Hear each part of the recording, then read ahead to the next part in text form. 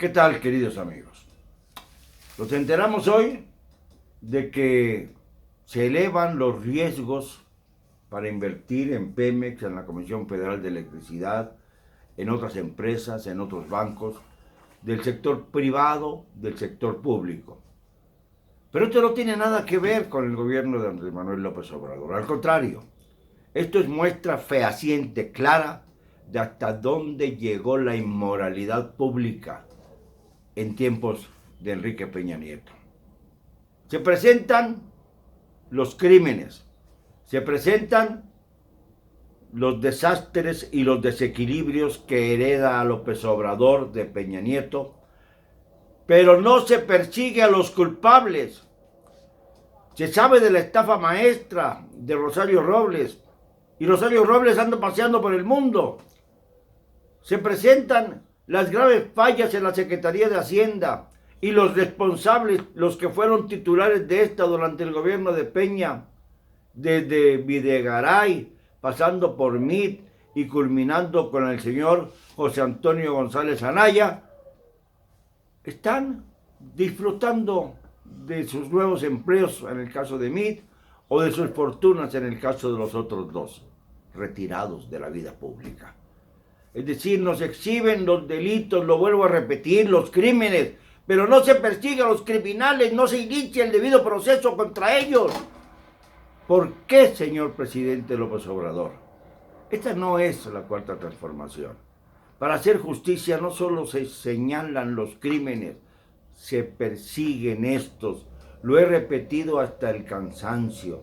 El día de ayer, el gobernador de Veracruz, que está dando traspiés, Cuitláhuac García, morenista, que fue 2 veces candidato al gobierno de Veracruz, en la primera, le arrebató la victoria descaradamente el fraudulento siniestro de Miguel Ángel Yunes Linares, y no ha sido capaz de integrar un expediente para perseguir a este personaje siniestro, ladrón, asesino, mucho peor que su predecesor, Javier Duarte de Ochoa.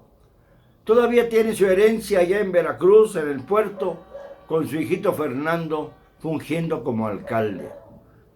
Señor presidente, es una burla que este señor se mofe de usted y de los mexicanos.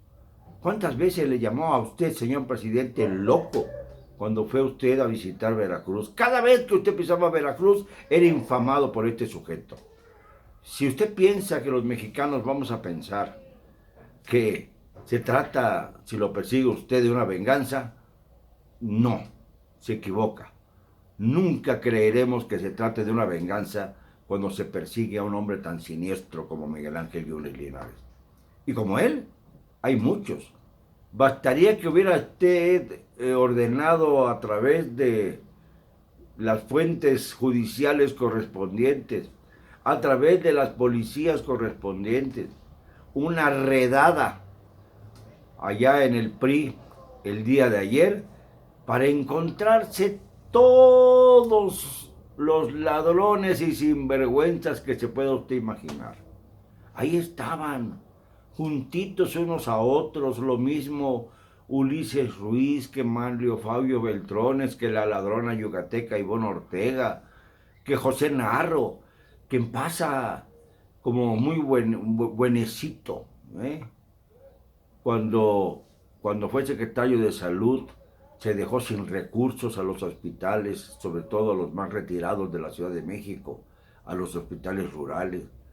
Se dejó sin recursos a los hospitales que se estaban construyendo. Un sinvergüenza de 7 leguas que pasa como el rector de la universidad, como si esto nada más fuera motivo de orgullo, cuando la Universidad Nacional, mi Universidad Nacional, mi corazón Puma, ha visto con tristeza cómo se ha ido deteriorando la calidad de la educación. Hay que decirlo claramente, por culpa de los rufianes de la salud. Señor presidente, junto a usted están grandes corruptos que han dañado muchísimo nuestro país, y también en el sector salud, también en el sector energético, también en el sector educativo.